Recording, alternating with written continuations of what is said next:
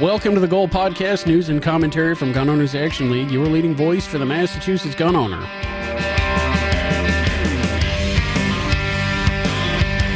I'm Jeff across the table from Garrett, and we have Mike Harris back in the official, unofficial podcast studio. Hey guys, what's happening? What's up? What is happening? Everything. Oh my the God. sky is falling.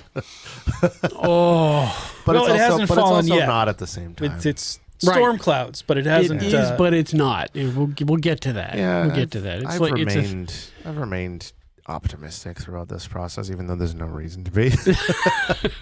well, it's obviously a thing, and by a thing, of course, we're talking about HD. What is it? 4139 Yeah. now. The current number is 4139, but how many numbers have we had? We've had 4420, 5, yeah. 4167, No, 4607. 4607, 4135.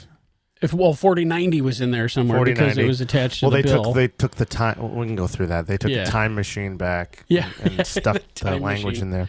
So throughout this Amazing. entire process, did you guys ever see that episode of The Office where they were worried about layoffs and Michael made everybody in the office play that game? Yes. So I feel like Jim is the guy who is like in the background, like really digging into this stuff and being like a little bit of doom and gloom. He's Well, he has to be, he's though. been there That's for a long time. That's He's been like his jaded. job, though. But I've been on this show a couple times, being like, "Hey guys, it's not as bad as it seems." Like I feel like I'm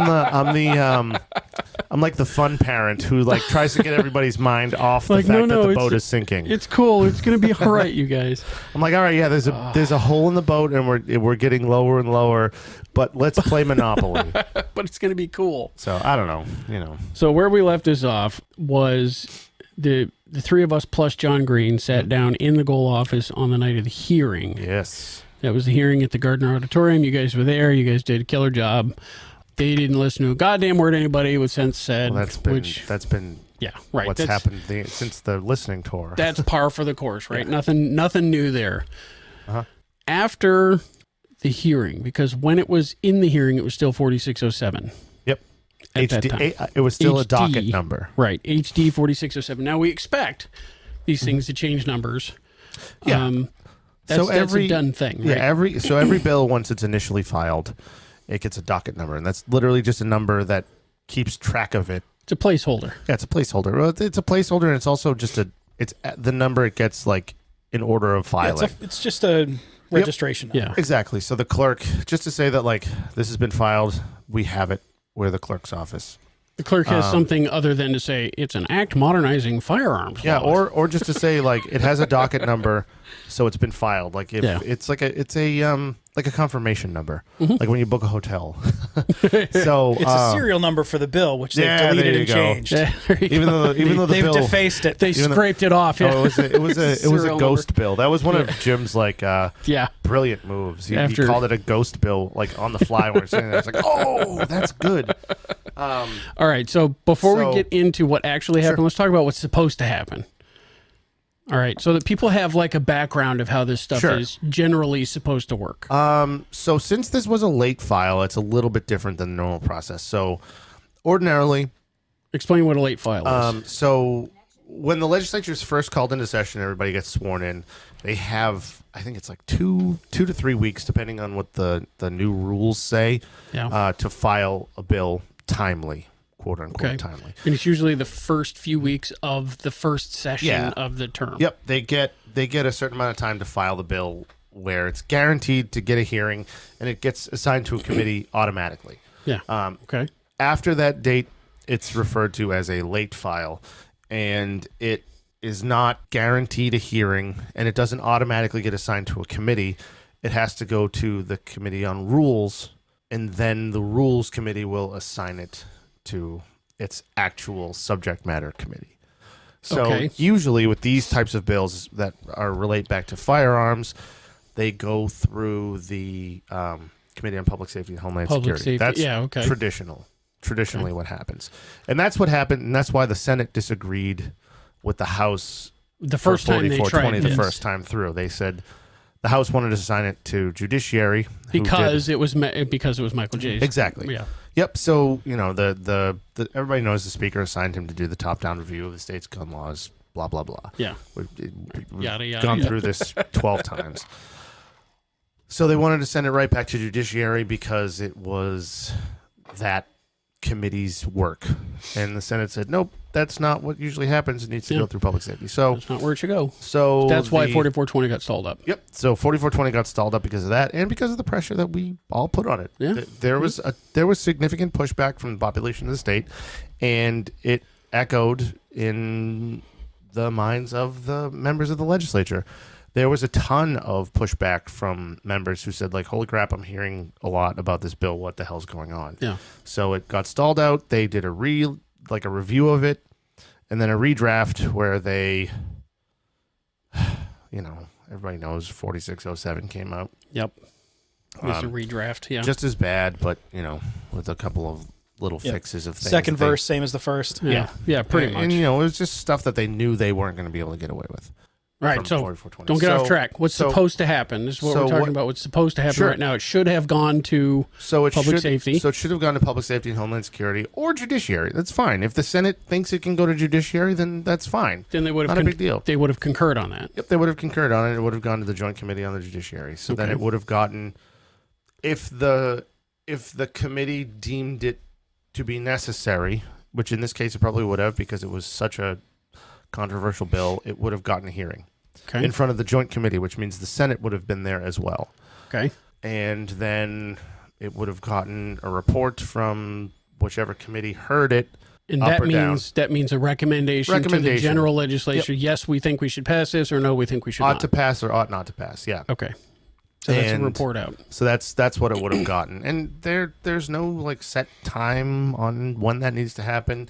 They usually do it within, I think it's 90 days.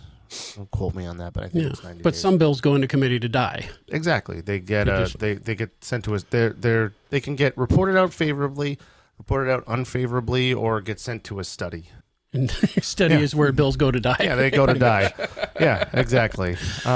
So once it comes out of committee, let's say it has a recommendation. It has juice to go to the floor. Okay, so then it goes to the floor.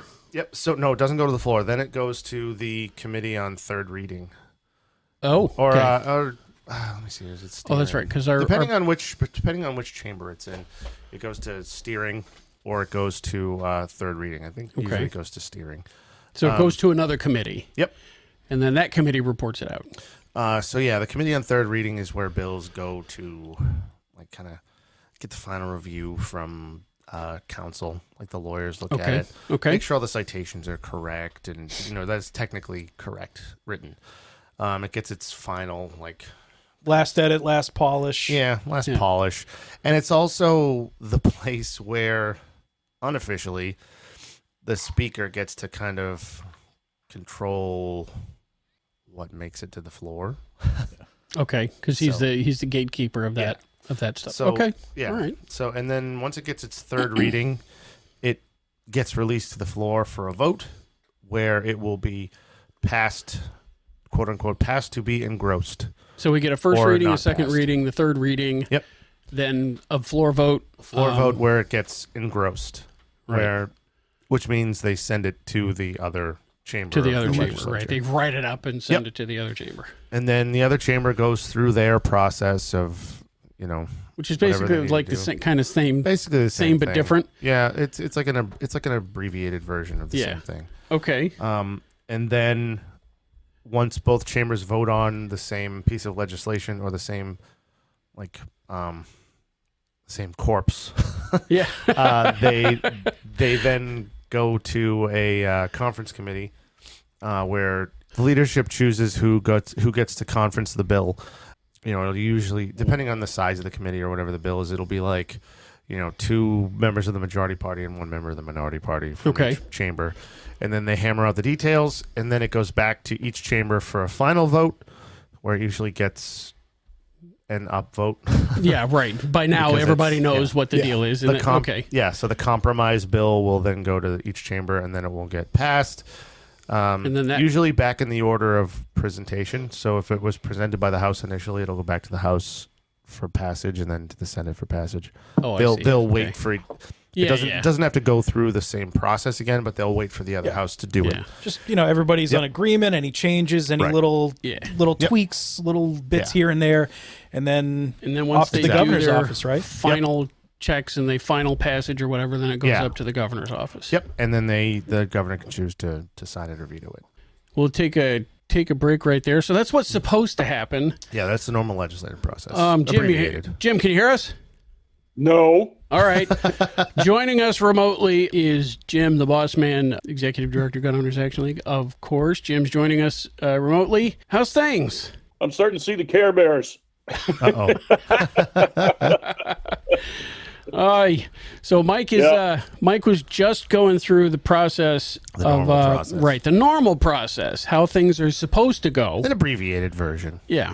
An abbreviated version of how things are supposed to go. With this project. Yeah. Well, we're about to talk about money bills, right? Yeah, so there's a special process regarding money bills. Anything that has to do with spending specific amounts of money, raising funds, levying taxes, things like that have to start in the House.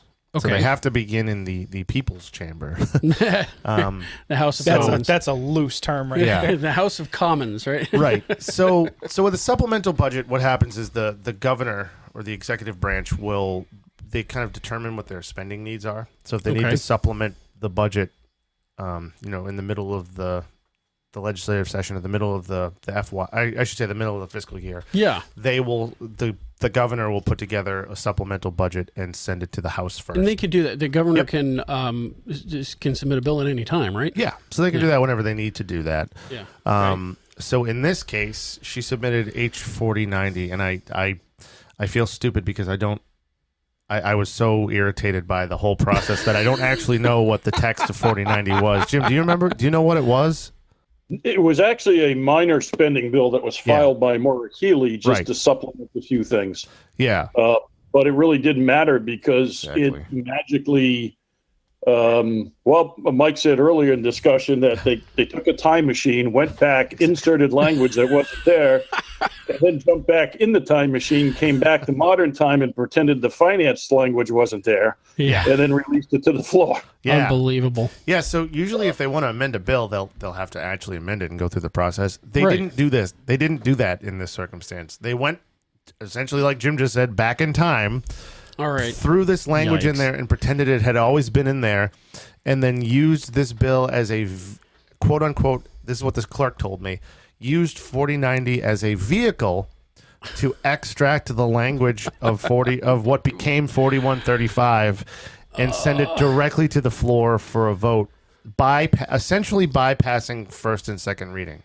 Okay. So the clerk's office never got an initial sign off on this. Hence all of the weird mistakes and doubled up section numbers and stuff. Yeah. So I want to be real clear about this because I thought I understood what happened. Mm-hmm.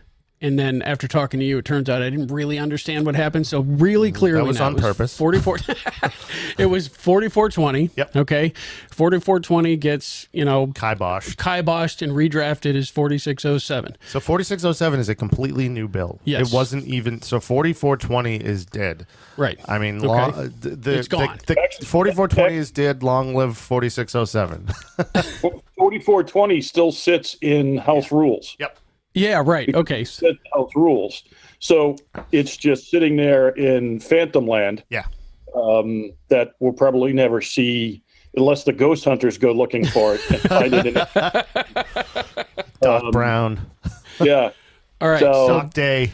So this got redrafted as a brand new bill, 4607. 4607 is the bill that we had the hearing on 2 weeks ago. Which is insane. They had to suspend the rules to do that. Yeah, right. They suspended their own rules in order to do that. Because it's a docket number. A docket number, that means the clerk had not done an initial review on it and given it a bill number yet. Yeah.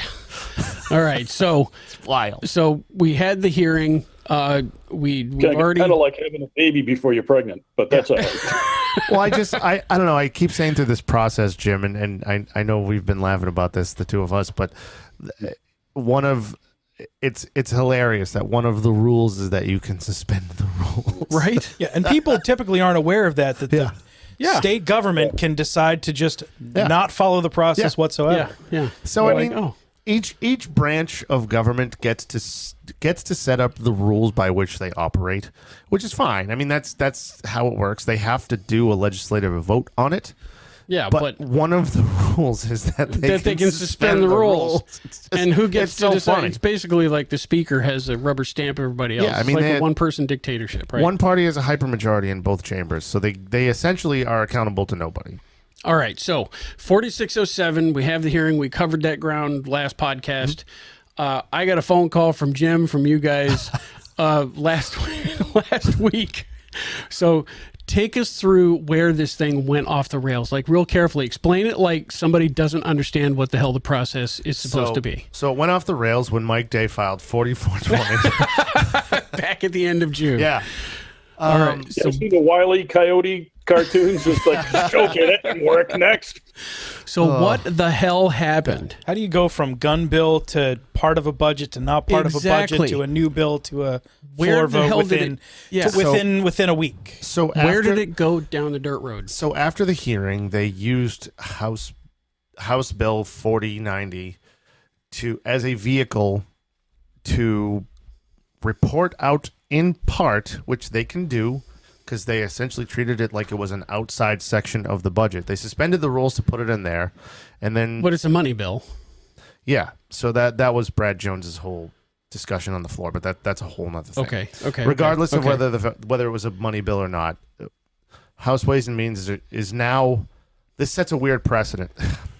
This is like getting way into the weeds, but this sets a weird precedent where House Ways and Means can just be used like even more politically than they were, but that's neither here nor there. So what they did was they reported House Bill 4090 out in part as House Bill 4135. So they said, okay, we're going to take the text of 4607, we're going to suck it into 4090, and then we're going to spin it around and just report out part of the bill, which just so happens to be the text of what was previously the gun bill. Yeah, it's three-card Monty. So they sucked it in, turned it around, spit it back out so that they could bypass the normal first reading, second reading process and just send it directly for a vote. Yeah, they essentially just stuck a mustache and glasses on it.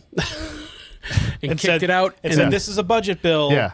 Until they get to the floor, and then now it's not a budget bill. Now it's a different bill. Well, so the thing about that is, so when you have a budget bill, and especially if you have a budget, you can put in pretty much any language you want. So what they call it is, when it has no real concerns over money, they call it an outside section.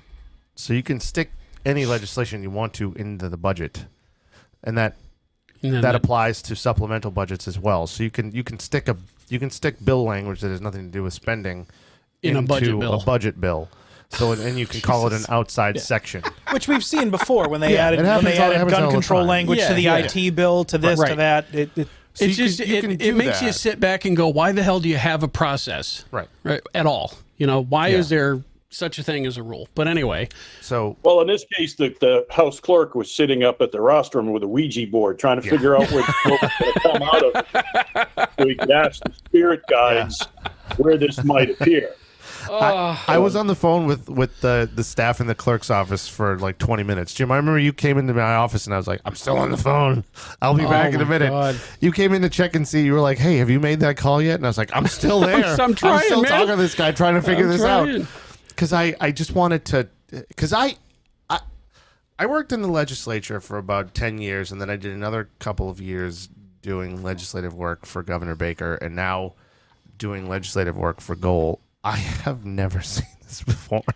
And Jim's been doing this for 20 years. I don't think he's ever seen this before either. Jim, talk to us. What the hell is going on?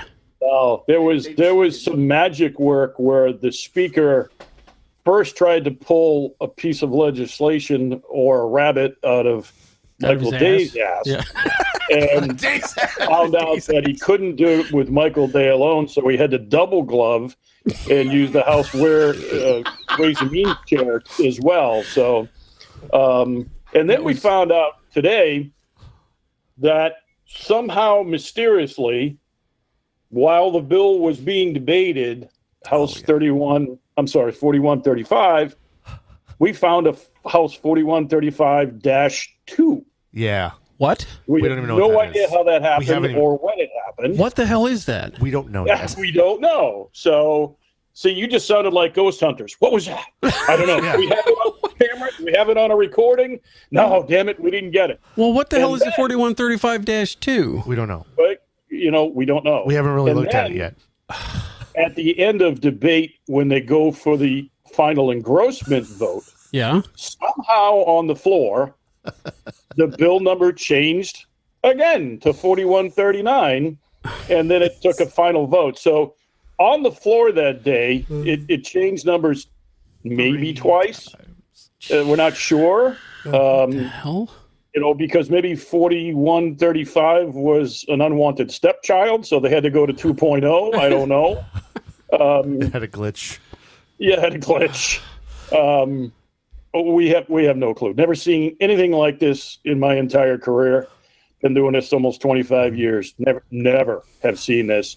And I know members should be rightfully pissed, But they're not. but it's one of those things where you're so mad you have to laugh at it because it's so ludicrous. It's like watching, Three Stooges meets Keystone Cops passing legislation. Yeah. It's Right? just I mean, it's almost like they're just making it up as they go along. Well, that's what they do. They can suspend the rules and do that. Almost like they're making So what I'm imagining happened, and I could be proven wrong, but 4135, like we said, essentially skipped the clerk's office first review. So when I went back and looked at it the first time, there was I don't remember if it was. There were 2 Section 42s. Like, if you remember, if you looked at the list of amendments, there were a whole bunch of them that were withdrawn really early. Yeah. So what happened was... Yeah, before they even got the vote. Yeah, so which was hilarious, by the way. So what they happened was, Rep. Meradian, I was talking to him, and he said, the 4135 language wasn't released until the afternoon, and we only had until 5 o'clock to submit amendments. So he's like, so I submitted hours. So I submitted my amendment based on the 4607 language. Right. And then they released 4135 at noon, and he's like, all of a sudden, he said, all of a sudden, my amendment didn't line up with the proper section number because there were 2 Section 42s or 2 Section 45s or something. So it didn't line up. So he had to withdraw his amendment and resubmit it with the proper citations. So what I'm wondering happened was maybe the clerk's office said 4135 is improperly drafted. We need to fix it. And that's what 4135-2 was. And then 4139 is he's sitting there on the floor while amended. people are debating and voting. He's going scratch. So Stephen James, the House clerk, has been the clerk since, I don't know, Jim, the 80s. Oh, long time. He's been there forever. He's a fellow North Reading native like me. And him and I got to be buddies with him when I was there. But so I cannot imagine he was pleased with this process. Being a guy who respects the parliamentary process. Yeah, okay. I can't imagine that he was not irritated by this. So he probably looked at it and said he probably had his staff Betsy and all those guys look at it and be like, what the hell is this? And on the floor fixed it so that it was properly drafted so that they could do floor amendments if they needed to. Yikes. Because if you're trying to do a floor amendment and you have to know what the goddamn bill says. Exactly. And the text of the bill is improper and you're trying to amend, Section 42 and there's 2 Section 42s, you don't know which one you're doing. So I'm imagining that it was grammatical and structural fixes. Well, if that's the case and everybody knows that this was rushed. This was nonsense. Was just absolute. Why did they all do everything they could to force it along and continue along the process that they knew was improper? Because the speaker wanted it done. And that's where in my mind, You lose total faith in the government. Yeah. You lose total faith in the process. You lose total faith in the legislature because people know. Even before they this. know, and they disagree with how this is being done, yet they continue to do it anyway because how dare you hold up this guy somebody's little pet is project. so important. Yeah, it's just like, who the hell are you? I mean, even before it got to the floor, Jeff, one of the things I said in my testimony was this is the kind of stuff that diminishes faith in the process, in your institution, in this institution. This is the kind of stuff that makes people not like government. All right, Jim, what were you saying, Jim? Go ahead. Well, it's I mean, we kind of went past that, but the difference between 4607 and 4135, Mike was sitting up in the gallery and he goes, wait a minute. There's 7 more sections and 3 less pages. What the hell happened between that and that? Yeah, and a brand new 10 pages of ERPO. Between -2 and, but it's the whole process in what you just said, Jeff. That's why the 3 terms we use now that created 4139 are arrogance, ignorance, and bigotry. Because that's both sides of it.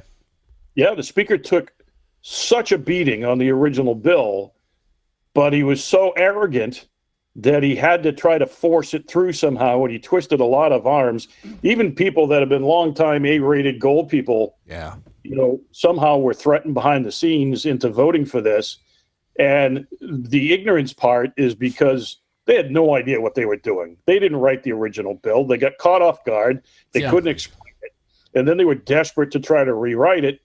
And the entire piece of legislation reeks of bigotry against the Second Amendment community. No other community in the state would tolerate what they're trying to do to us.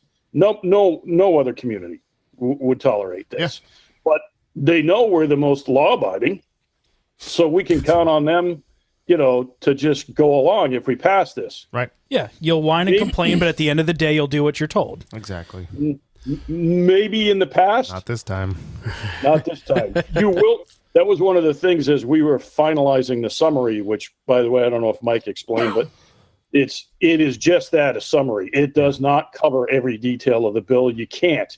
It's already summaries 8 pages long. It'd be 50. It'd be half the size of the bill if we tried to explain everything. Yeah.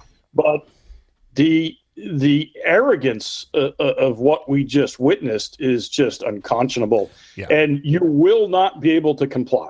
You won't. Even if you want to, you won't. The other piece, speaking of a money bill, there's $0 in that bill. Yeah. On the state to do what they're supposed to do.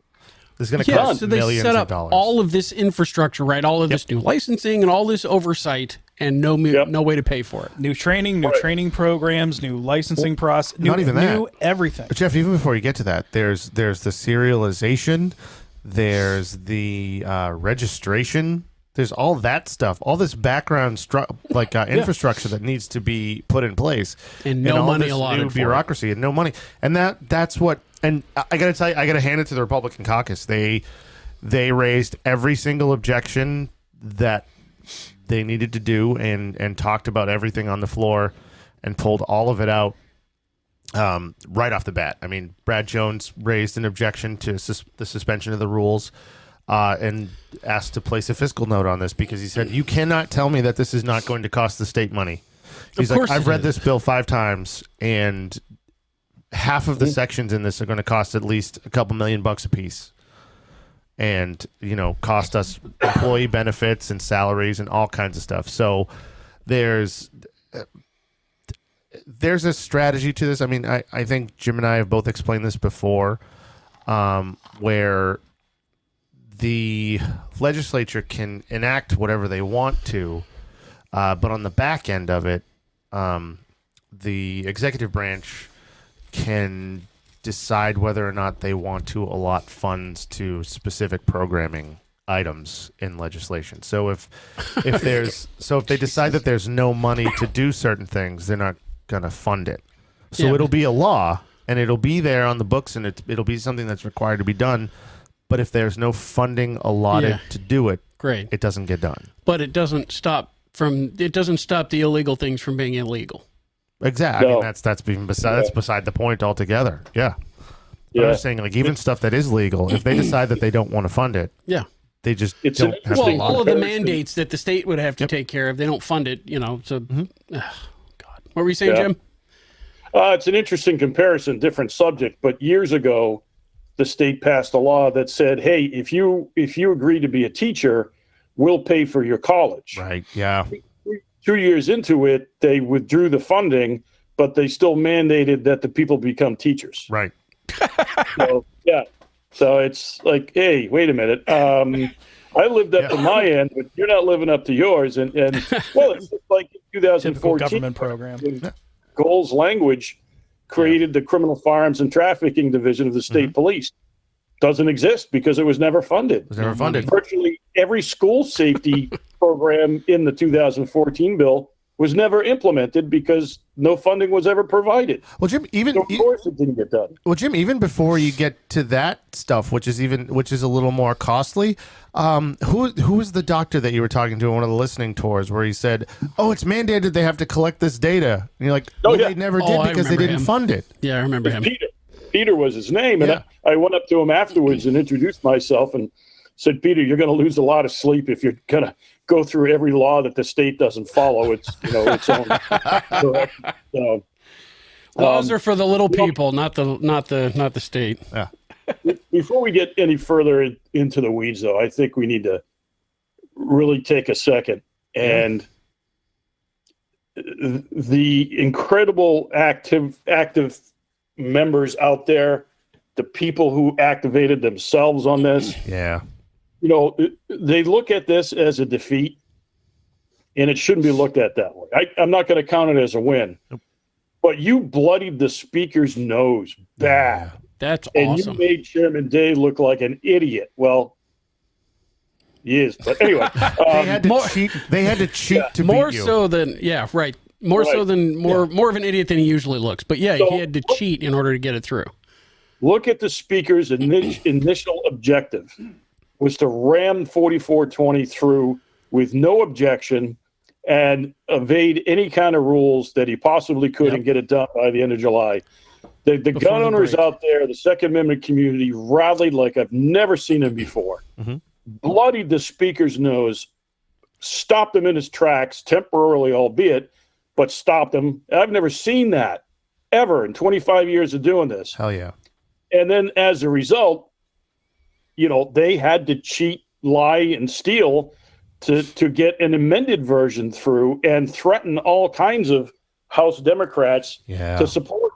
So, is this a win? No. But it's definitely not a huge defeat because they woke up. Remember the original video I made?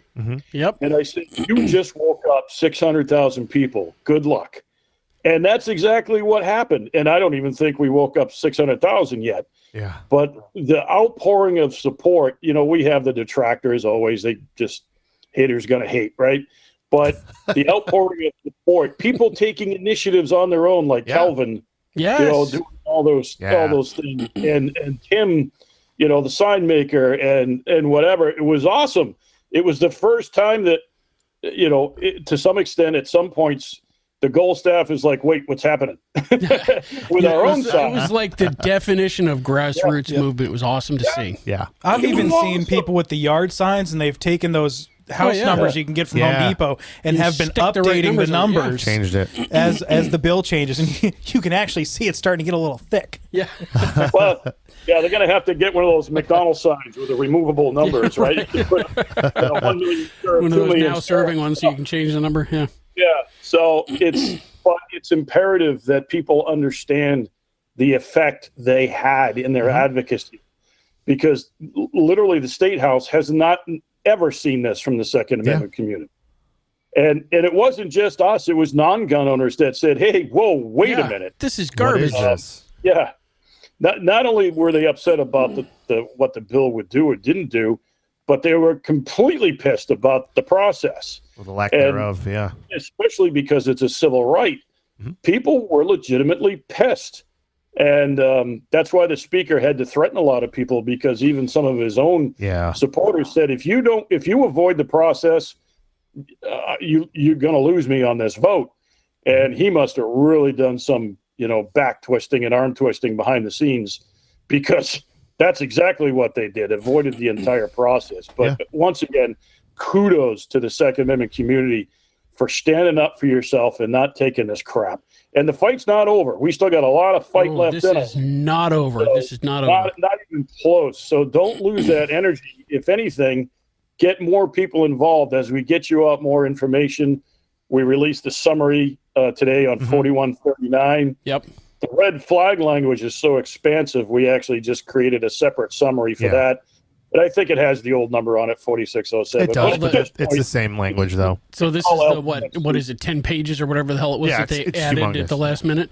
Yeah, they took out a bunch of the crap out of 4420 and added a different crap. Yeah.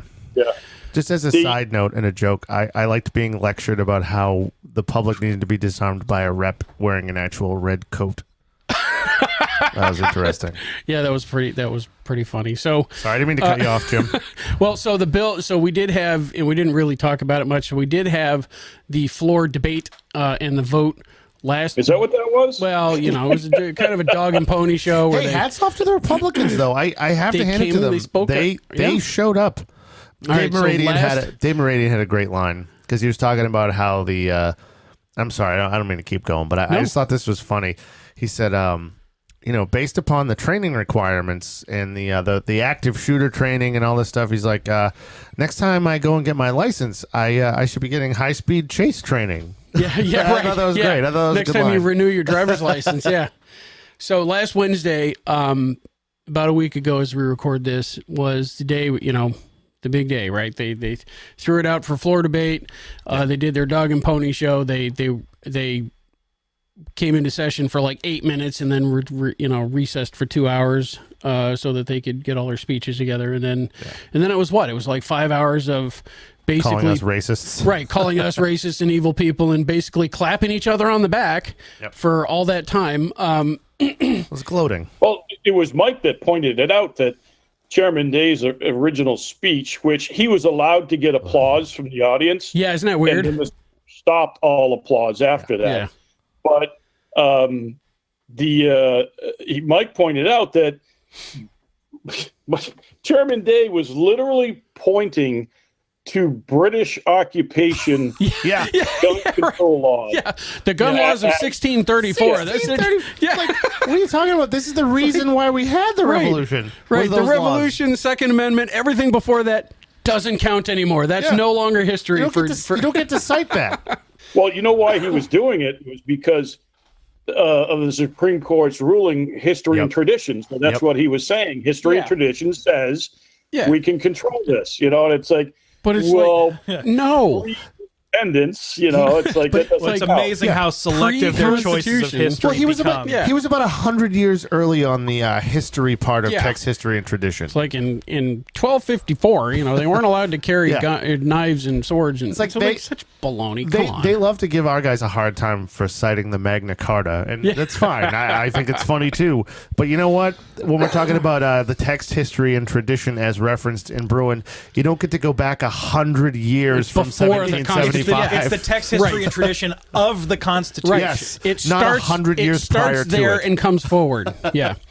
Well, so another thing. Everything before 1776 was total waste of time. Yes, another thing absolutely. that I heard from Mike Day was throwing basically sideways barbs pretty much directly at goal. Yeah, that's not very sideways. The signs, mentioning all that stuff.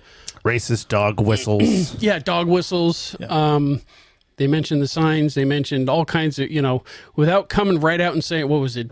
Don't show up, don't know, don't do whatever the hell that dog girl was. But anyway, to me, that means that we got under their skin. Yeah. And we're all fake constitutional scholars, according to one rep. But I looked it up. Her and I went to the same law school, so I took the same constitutional law class as she did. Was that James? Oh, you look like you're about to say something. Well, yeah, I got a lot to say, but it probably it's only maybe a PG show. So hey, tape is cheap. Let it fly. There you go. The So, getting into the meat of this, now we move on to the Senate. Yep. Yes. Everybody should actually familiarize themselves with the summary we put out. There was all kinds of shenanigans, and because they didn't actually take their time and do this right, even the amendments were screwed up. Yeah. The amendment that supposedly was in the prohibited areas, which would have originally prohibited hunting on state land, they threw an amendment in quick without actually realizing what they were doing because of the ignorance part of it. And what they put in was state-owned land. Well, Mike and I have been working this stuff forever. I mean, he used to work for the Department of Conservation and Recreation, which is basically the Parks Department. Yeah. And Fish and Wildlife has a ton of property that they manage and keep open for hunting that they don't own. Huh. So they're under what's called conservation restrictions and other easements, but they don't know that because of their ignorance, and they tried to rush something to make it look good. The piece with but the bill says government-owned land. Yes. The unintended consequences of this bill are really weird. Still can't go on somebody's private property and hunt without their express permission. But the amendment that they tried to ram through to appease the chiefs and it prohibited areas, because the original 4607, 4420-10, whatever the hell it is now. 8675309. Yeah. Yeah, there you go. So they were not allowed to carry in any prohibited areas while off duty. Yeah. So they said, we need to appease the chiefs, who, by the way, didn't want to be appeased because they said no to the amendment and they said no to the entire bill. And they even put out that, listen, we don't care if you pass this amendment. We're not supporting this garbage because it's unconstitutional. Right. So we respect our oath. They threw in for the police officers was, okay, you can carry off duty in prohibited areas, but only with your service gun. Yeah. Okay, so what liabilities does that cause for a town who issued that gun and an officer uses it off duty? The other problem, which negates it, is an entirely different section of the bill dealing with large capacity firearms. Law enforcement in Massachusetts under this bill is not allowed to carry large capacity firearms off duty at or all. possess them. Wait, so how They're allowed to own them. So how does that jibe with the duty? It doesn't. It doesn't. It's called poor drafting. Yeah. So the only gun they can carry would be a felony for them to carry. This is what happens when the ignorance shows itself, but also you're trying to rush things to try to appease people. Mm-hmm. And I actually had a rep tell me, this was way back. Remember when they had to have closed door meetings to explain the original bill and they had a hard time? I actually had one of the reps told me that when this came up, another inner city rep said, well, no, they shouldn't be allowed to carry off duty because they're probably going to be drunk anyway. Oh my God. Really? Yeah. What? Yeah. So it's like, yeah, all right. But it's the ignorance. And then Mike, we didn't even bother getting into this with the summary, but Mike found a whole huge Medicaid amendment talking about community violence, which he and I went through, I don't know how many times, Mike, and we're like, we don't know what this does. What is this trying to do? Yeah. Are they trying to sneak universal health care into the gun bill? It's the only amendment that didn't get a roll call vote. Yeah. Didn't get a roll call vote. I think they stuck it in without calling for a vote. It's in the final version? It's the final version. I don't remember hearing anything about it. I don't know what it does. Nobody did. So it was. What the hell? We don't know. What is it, like a 4 or 5 page amendment? Yeah. What the hell? It's huge. Going, okay, what's that? That refers to what? Wait a minute. How's that got to do with? And it was like, all right, you know what? We're not even going to put it in the summary because people's brains are already twisted and sprained. Unbelievable. And they're going to read that and go, what the hell is that? Yeah. Well, if you need any perfect example. Sorry, Jim. You got to understand Marjorie Decker, too. Oh, my God. She's so bad. She's the only state rep that I won't talk to because a few years ago she said I threatened her life. which is just insane. Well, that's nonsense. And I mean, she even went around with the state police bodyguards for 2 weeks. Oh my God! Really? I wonder what they were they carrying feathers? Right. They were carrying single shot 22s. They had Nerf guns. So, but there's other things about law enforcement in this bill too, that out of state law enforcement on duty, if they came into mass, cannot carry an assault style firearm. Which is basically everything pursuit, and you have whatever, an AR in the trunk of your cruiser, as soon as you cross that state line, you're a felon. Joe Biden's Secret Service guys. So all the Massachusetts cops on scene have to inspect the vehicles of the cops that show up from mutual aid and arrest them all. Those people coming from across the Connecticut border. Well, Connecticut, New Hampshire, Vermont, Rhode Island, and New York. I'm Yeah. sure that all of those towns have mutual aid agreements with the surrounding police and fire departments. Yikes. Can you imagine if they all meet at the border? You're under arrest. No, you're under arrest. No, I'm from New York. You're under arrest. No, I'm from Mass. No, you. Well, and also, and Jim, then the Vermont cop going, "We're out of here." Yeah. Yeah. Well, Jim, I don't know if you want to get into this, but this bill, I mean, I've maintained this from the beginning. This bill is essentially a semi-auto long gun ban. That's what this is. Pretty much. Yeah. I mean, the list of firearms. Not even pretty much. I mean, the list of firearms that would meet all the requirements and is about a half dozen guns, as far as I can tell. You don't even need to get into that detail, because in another part of the bill, the definition of common long gun is a firearm that does not produce semi-auto or automatic fire. Yeah, which we discussed before when they talk about this new that's all common long gun license. That's all that matters. No, that's all that matters. No, I see what you're saying. This is like all of the detail. That language was chosen on purpose. Carefully. Yeah. Because the Supreme Court has said several times, you cannot ban guns in common use. Even Catano. Yeah. All those cases, cannot ban guns in common use. So what they're doing is creating brand new English language to say, oh, those guns aren't common long guns. Yeah. So they're not guns in common use. So they're going to test statute. Well, they're going to test it. So what they're going to say is, what they would need to do to prove this is go around and do like some kind of a mandatory survey of all of the gun owners in Massachusetts and see how common semi-auto rifles are. How many rifles do you have? And they say, oh, none, sir, not a one. Yeah. I lost them all in a boating accident. So before you even get to any features test or specific ban or anything like that, the definition of common long gun matters. That's a full stop. That's the tricky language there. Because if they can, because if that gets adjudicated and some kind of a federal court says like, oh no, this is a proper definition, then that's the game. Yeah, that's it. For at least the First Circuit. What a lot of people didn't realize, because you guys know we've dealt with it forever. As soon as something comes out, you got these online people that want to be the first to say something. Yes. Yeah. So they're out there, hey, it doesn't do this, and this was removed or whatever.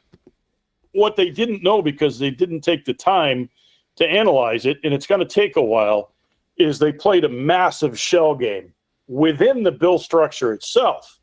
And that's why there were different numbers of sections, less pages, more pages, because even like the training requirements, they moved them, and everybody right away said, oh, they took those out. No, they didn't. They put those under instructors rather than the curriculum. Put it somewhere else. Yeah. I forgot to mention that, Jim. That's insidious as hell. Yeah, talk about that a little bit. Well, it's a matter of they removed it from the curriculum per se, that you would have to go through all of this in your training, and then put it under the what the instructor would have to be qualified to teach. So essentially it's still there, because the state police, who has to come up with a curriculum, also has to certify the instructors. Right. So they're going to say, well, you need to be able to teach all this stuff because it's going to be in the curriculum. Yep. Wow. Little things too, like in the retailer section, and I brought this up to NSSF and they didn't catch it. Under training, retailers would have to go through mandatory training, and there's a list of things that they're going to have to be trained on. Yeah. Well, one of them is a standard of security for the business premise. Which is not What? defined. Wait a minute. There is no standard for There's no security at a business premise. So that means they're going to create one through regulation, Yeah. not legislation. Right. And then force all the retailers to abide by whatever they come up with. Oh, let me guess. They're going to leave There's- that to the attorney general to come up with. And There's- she's going to come up with Right. all. You have to have a tank and a full armored division Yeah. on staff at all times, or you can't open. There's going to be a CMR have a that tank? dictates the thickness of the bars that needs to be on the windows. Bulletproof glass Yeah, everywhere. And who do you think is going to write those regulations? Is it going to be The AG. Is it It's going to gonna be be the the attorney AG. general, or Oh, are they yeah. going to hand her something Oh, that's no, the cribbed AG from will- somebody It'll else? be the AG. All right, so I think here's she's where going the to get quicksand, handed their what team. to. What was that, Jim? here's where the quicksand gets deeper. Currently in mass law, we have something called the Gun Control Advisory Board. I sit on it. Yeah. There's always a member of GOAL that sits on this. And right now, pretty much all we That's a do key is go term. through approved roster stuff. That's really all we do. Yeah. And under this legislation, they would change up the makeup of that board and put the attorney general on the On board. it. And they it? actually call it the Firearm Control Board. And what's going to happen is they've changed the duties of the board to advise the state government on gun control rather than Yeah. just doing the mundane stuff, including going back through all of the rosters to see if there's anything that should be removed Yeah. once this take place. So what's going to happen is the attorney general is going to run that show. Yeah. And Yeah. then any regulations that EOPS is supposed to then promulgate, the attorney general is going to do it and then hand it to Maura, who's going to hand it to her people and say, do this. Yeah. I mean, So Without the slightest Yeah. bit of consideration. So much quicksand here that people, and I get it. Why would you understand it? Because Uh-huh. I've been doing this 25 years, and I got to tell you what, it started with 4420. The first 3 days at the goal office, if we had a drinking game where one of us said, what the F, we'd have been crashed in 2 hours. So there's so much in the weeds here that the average person's not going to catch. And honestly, kudos to Carrie Ann. She was in the office today as we were going through this stuff. And, Carrie Ann's our newest employee, but she's never seen us in war room mode. Battle You know, stations. Right. So she's watching us go through this, and Mike and John and myself and Angie's the editor in chief, and but we're tearing through this stuff, and she's like, "Holy crap! The stuff you guys are picking up is like, well, that's what we do." That's literally your job. It comes with experience. And people on the outside that are naysayers, they have no clue what it takes to get this done. Yeah. Not a clue. Yeah. It's all just shut up and file a lawsuit. Yeah. I mean, how many questions have I answered even in the last few days? Just bring it to the Supreme Court already. What are you waiting for? Yeah, didn't you know you could just walk up to the Supreme Court door and knock on it? Lawsuit. And Jim, the crazy thing about this line of bills in particular is just talk about like the concept of slippery slope. Like they're Yeah. not even If they can do they're- this with guns. dude. They're not even using euphemisms anymore. They're the word registry Yeah. Yeah. and gun control are in the bill. Yeah. I mean, Yeah, they're right. They're not even trying they're to not use even flowery language pretending. anymore. Like they're not talking about transaction reporting anymore. They're using the word registry.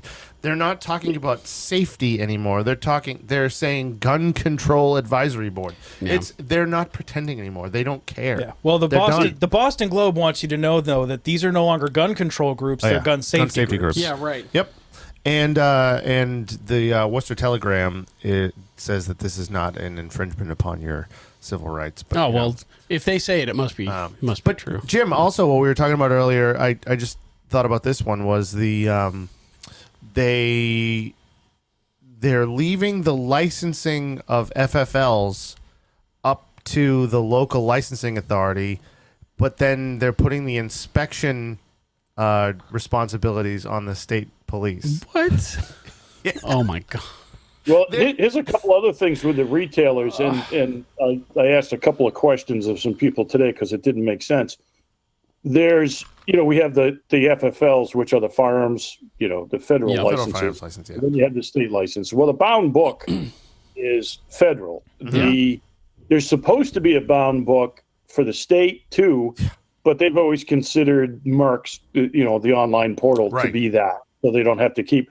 But in this bill, it says that the purchaser must write their own name in your book. Excuse me? Yeah. Really? Why? What? Why? Why do I have to write my name? It's like, hey, make your mark here. Right. So I guess you're supposed to prick your finger and write it in blood. So, the other thing is style. Yeah. They have to keep records of feeding device and ammunition sales if this were to pass. So speed loaders, strip clips, M1 Garand blocks, you name it. Jim, aftermarket magazines. Jim, you just skipped the wackiest one with speed loaders. Speed loaders. Those I just said that, Mike. super No, I mean scary. I'm saying you went. No, what I was saying is you went by it too fast. That's a crazy one. Sorry, speed loaders for your revolver have to be reported as being good. Now here's a great one that you guys will clips. love. Two things: private transfers. Yep. Ammunition is now included in the 4 transfers Oh per my year. God. So if you transfer 4 rounds of ammunition to Jeff, you're done for the year. We'll have to fill out a proper, we'll have to go on the online transaction portal to fill out a Hey, buddy, I ran out of ammo. All right, here, well, hold on. Fill out this FA10 form. I need your license, please. I need your LTC. Yikes. Well, here's one even better than that. Believe it or not. The math, federal inspector. You and Jeff are at the range. Jeff's got a new hottie that he calls a gun, and you're like, "Wow, can I try that?" Before he hands you the gun, he has to get on the Merck system and report that he's loaning you the gun. Yeah, no more loans. Then when you give it back to him, you have to report that transfer back to Jeff. You know what? It's easy to joke about this stuff. It really is, and because it's so ridiculous. But if you think about it, like realistic in real life, what does that mean? My wife can't use one of my guns for her personal protection anymore. What this is this means this is poor drafting and rushing and revenge. That's what this stuff all represents. It's a temper tantrum of a temper tantrum, like you said. This is a temper tantrum over us calling the last temper tantrum a temper tantrum. Yeah. And what people need to remember is revenge. Is for the first time in its existence, a unanimous vote by the Mass Chief of Police Association, 451 to 0, that this law is unconstitutional. It's not going to work. It doesn't punish criminals. It punishes the average person who didn't do anything wrong for the actions of others. And it's unenforceable, and they don't support it. And then that clown goes on Dan Ray's show and then insinuates that all of the cops that voted not to support the bill are actually gun nut activists. So being activists. Dan Ray asked him flat out, like, what is your response to this? Because you're saying that this is giving law enforcement tools to do job X. Right. And they're saying, no, it doesn't. And he goes, well, I mean, are they speaking as police chiefs, or are they just being activists? And it's like, no, that's...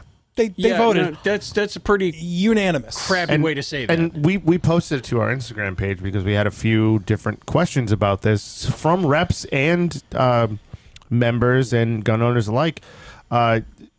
Chief Leahy had to send a message to one of the reps that said, to clarify. To clarify this. Yep. So this email was intended to clarify that the Massachusetts Chiefs of Police Association does not support H.4139 and Act modernizing firearms laws.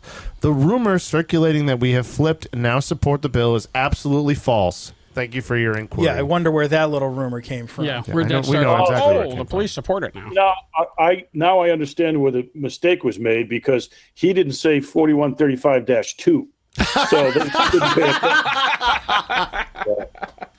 He wasn't dealing with the real bill. That's it. That's right. Well, and when they voted on engrossment, it was 4139. So nanny boo boo didn't count. But it's And for the non-gun person, though, ignorance, bigotry, right? Those are the three ingredients of this piece of legislation. So we could talk about the ins and outs of the stupidity of this, and it goes on and on. Interestingly enough, they took a lot of the ghost gun crap out of this and made it almost into a red flag semi-auto bill. So it's kind of interesting how they went about that, but in the long run, it doesn't matter. It's all, as far as we're concerned, it's unconstitutional. And I had reps even that day. It's like, well, Jim, there has to be some good things in here. No. Nope. Okay, here's a bowl of 1,000 M&Ms, and only 3 of them are not toxic. Go ahead. Yeah, right. Find the good ones. Yeah. No, you know what? It's like you've been saying since June. There's nothing that's redeemable about this. There's nothing, no amendment that will fix it. There's no, it is unfixable garbage. I can think of there's one provision in this bill that is any good at all, and who cares? It's the fact that the intoxication level of somebody carrying a firearm is now objective. Finally has a number. That's it. Yeah, finally has a number. Great. That is the one thing that we can look at in this bill and be like, so if this is fine. If you could own and carry a gun, you would know what the legal limit is. Yeah. So it's literally the only thing in this bill that's any good at all. So we could spend another 3 or 4 days going through the minutiae of the bill, dealing with, this is so stupid, this is stupid. We know it's all stupid. So let's talk about where we are. All right. So it passed engrossment as we knew it would. It was what, 120 to 38, which actually, it probably didn't surprise you guys, but it actually surprised me a little bit at how many Democrats crossed the line. No, we knew we had a few. There were a couple that were a surprise. There were a couple that were an unknown quantity that we're going to have to reach out to. Because, Jim, I've talked about the couple times that you and I went into the State House right after COVID reopened it.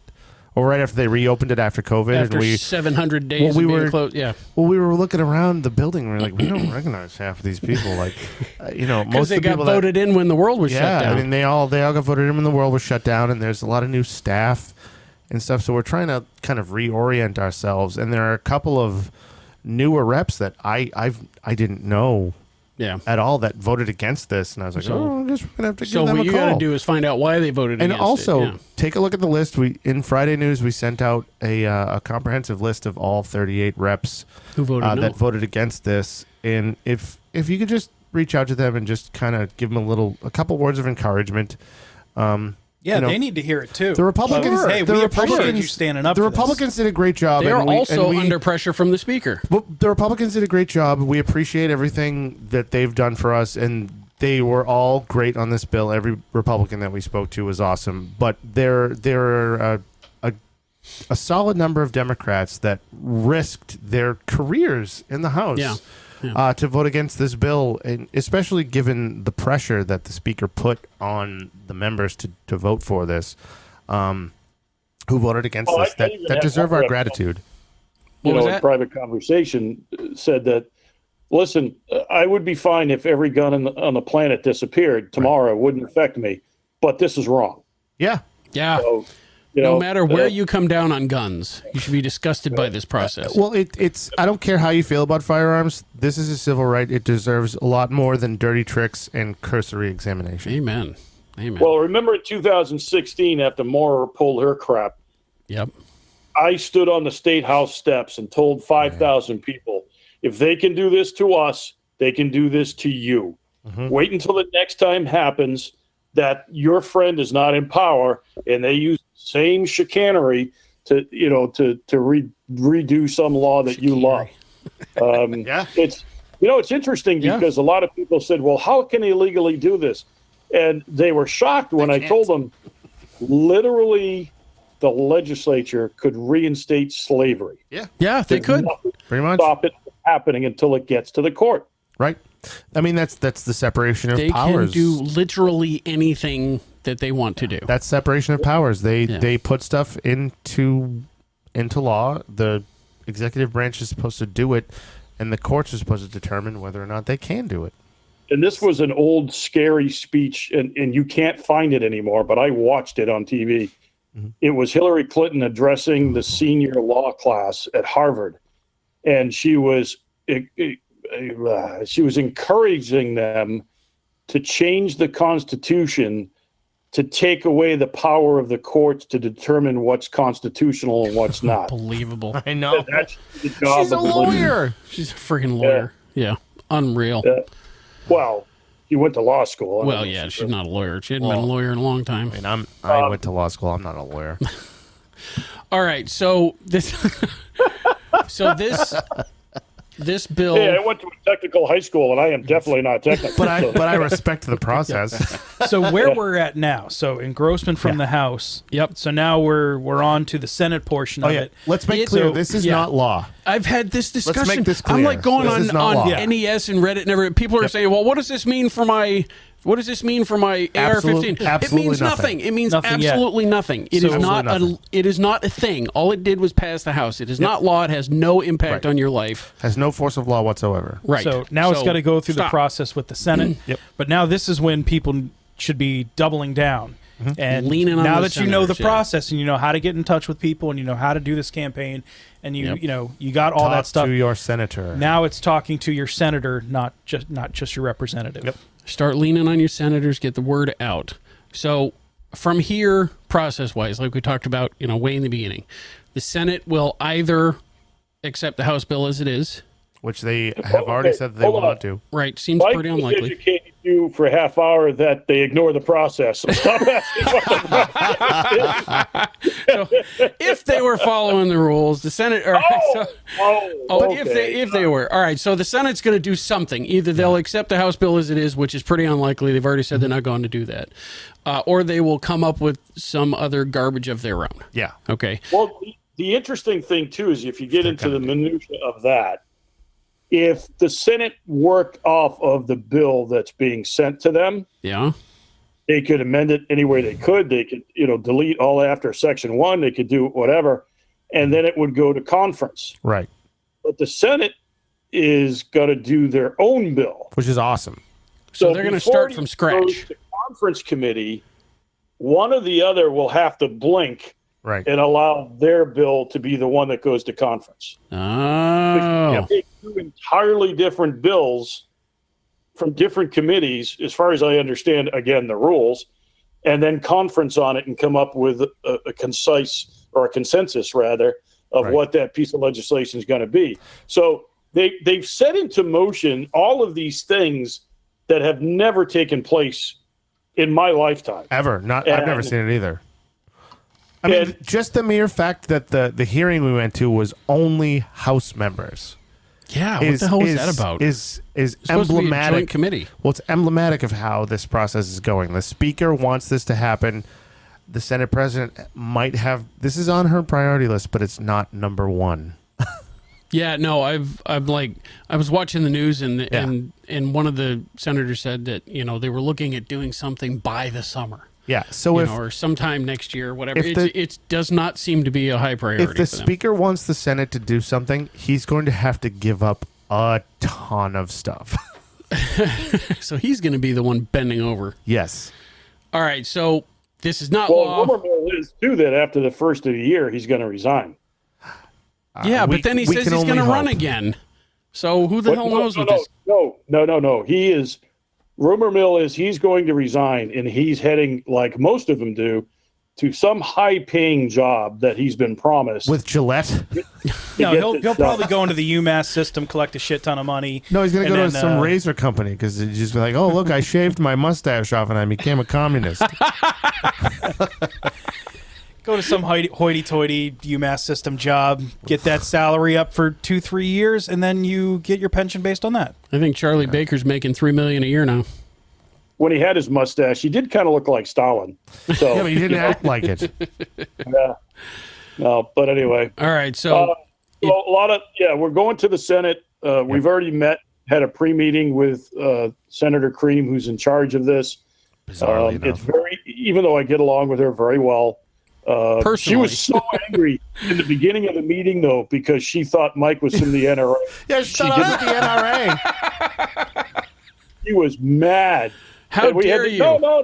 And even her chief of staff was like, "No, Mike used to work the building. like, he used to work." He used to work downstairs at DCR. I worked with Senator Tar. I've met you a lot of times. Like, you don't remember I me? know you very well. We've broken bread. We know each other. I was kind of sad about it. Honestly, Man, I thought I made more of an impression than that. I worked for Bruce Tarr for a while, and I was, and then I worked for Richard Ross. I've met her like 100 times. Wow. I always thought she was a very nice Wow. lady. Wow, that's a shot to the ego if I've ever Yeah, heard one. I barely have. Who are you Unforgettable. When I was in the military school, and I went to radio school in Fort Sill. So I was there from November to February, and I graduated the school, and I went up to my platoon sergeant and said, "Hey, thanks for everything." And he goes, "Who are you?" Well, Jim, but you know what makes this worse? I worked for 2 Republicans. There's only 3 of them. In the Senate, right? You work for 2/3 of the Republican caucus. Dude, I was kind of upset about it. So anyway, I guess I'm forgettable. There's senators that are working on our behalf. Yeah. Senator John Vilas, who's awesome. Yep. Unfortunately, he's distracted now because he's a major. It's either the Guard or the Reserve. Yep. Right. He's in the. I'm pretty sure he's in the Guard. To run a hotel for the illegals. Yep. So Yeah, he's hotel manager right now. Yeah. We should wrap this up by saying we're going to get a lot of information out to everybody. We need to keep this energy moving and even increase it if we can. We'll get talking points out to you. We're also working with other folks outside of Goal to make sure things are copacetic, solid, and ready if we need to go to court. The other thing that I always hate doing as the executive director of Goal, because I never push this, if this thing or something like it gets to Healy's desk, she's going to sign it. Oh, no question. Absolutely, Sure. not even a We question. are going to have to raise a buttload of money to get this to the Supreme Court. And I'm talking millions. Yeah. Because the other problem with this, and all these people, just take it to court. This thing is so intrusive and so expansive. It's so big. No federal court is going to take this bill all at once. As a whole, you can't do that. You literally can't do that. That's not how this works. I've said it before. It's like That's why this they bill did it has this way. dozens and dozens and dozens of infringement, and every one of those would have to be its own would have to individual have suit. standing, and each needs- one of those is going to have to be its own We case. need a new plaintiff for each one. Yeah. And as far as getting, everybody says, well, get an injunction or get a stay. Try to from do the- that in the first district federal court. Yeah, Ain't from the gonna First happen. Circuit, please. Not only that, but Yeah. it has to become law before you can do that. You can't get an injunction against something that's a bill that only passed the House. Yeah.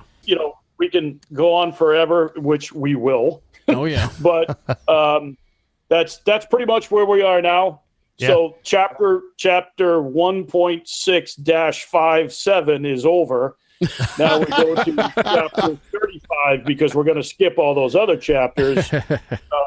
And suddenly something's going to evaporate and then reappear over here. Yeah. So we need to, it's Halloween. Anything can happen, right? Yeah. So, but anyway, great job by the Goal staff as always. They've done an impeccable job on this, and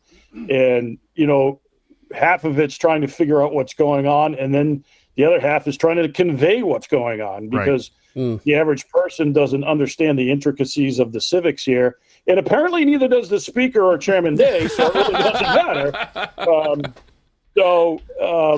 Thanks, Jim, they do understand it. That's why they have to suspend the rules every time they want to do something. It's like, no, wait, I can't do that? No, I'm just going to change the rules. We should pitch in and send both of them a nice pair of suspenders. Or a pair of red coats. Or maybe a copy of the Constitution. Well, especially, you know what? We should send a pair of suspenders to all the chairmen because they're going to want to keep their pants up around this Speaker. But anyway. Yeah. All right. Jim Wallace, Executive Director, Gun Owners Action League, joining us remotely. Thank you, sir, for coming on. Also in studio, Mike Harris. Yes, sir. Director of, what the hell are you, Public Policy now? Policy. Something like that. Thank you. Thanks for coming down. I don't know. Everybody wears, it's a small organization. Everybody wears 3 or 4 different hats. When we hired Mike, he said, "What's my title?" I said, "What do you want it to be?" He said, "I don't know. Pick one that sounds appropriate." I was like, all right. That sounds cool. All right. Wrap us out of here. That's it for today. Thanks for listening in. Be sure to subscribe to the Goal Podcast and check us out on Facebook at facebook.com/Goal Podcast MA. On YouTube, it's at the Goal Podcast, or on Twitter at Goal Update. To join Goal, visit goal.org and click the Join Renew button on the top of the homepage. If you have a topic you think we should cover, if there's something going on in your club or town, or if you have a question for the mailbag, shoot us an email at goalpodcast@goal.org.